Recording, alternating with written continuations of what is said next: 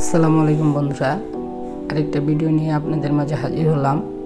এটা কাশ্মীর ডাল লেক। আপনারা যদি কাশ্মীর যান সবাই চেষ্টা করবেন শ্রীনগর ডাল লেক থাকতে। এইখান থেকে আপনারা যেখানেই যান আপনাদের সুবিধা হবে।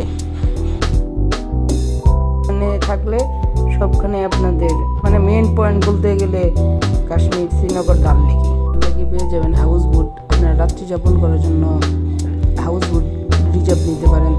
সেখানে থাকতে পাশে হোটেল আছে সুন্দর সুন্দর, আপনারা হোটেলও থাকতে পারেন। ডাল লেক আমার মতে শ্রীনগর ডাল লেক, কাশ্মীর আসলে শ্রীনগর ডাল লেক থাকলে এইখান থেকে আপনারা সব জায়গায় ঘুরতে আপনাদের সুবিধা হইব। আর ডাল লেকে থাকলে রাত্রের সন্ধ্যার পর যে একটা পরিবেশ, অসাধারণ একটা পরিবেশ। আমরা যতদিন ছিলাম, আমরা 4 দিন ছিলাম বন্ধুরা। আমরা 4 দিনই ডাল লেক সাইডে একটা হোটেল নিয়েছিলাম। এই খুব ভালো লাগছে ডাল লেকটা ঘুরতে। আসলে কাশ্মীর জায়গাটা একটা অন্যরকম সুন্দর একটা জায়গা। পৃথিবীর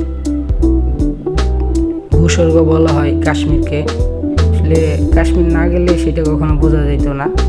হাউস বোট পাবেন, বোটে চাইলে রাত্রি যাপন করতে পারেন।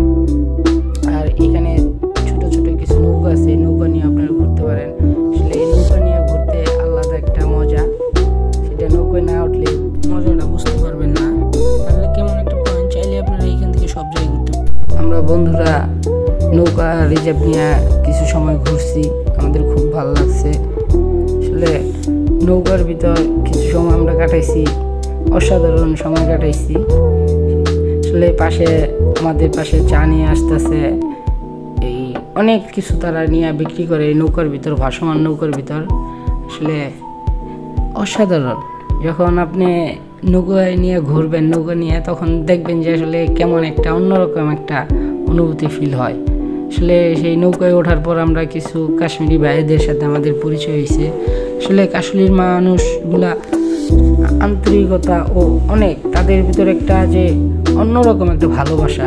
আর প্রায় মানুষ মুসলমান, আর মুসলমান হয়ে আমাদের মুসলমানদের অনেক একটা আপ্যায়ন করে। আপনারা না গেলে সেটা বুঝতে পারবেন না।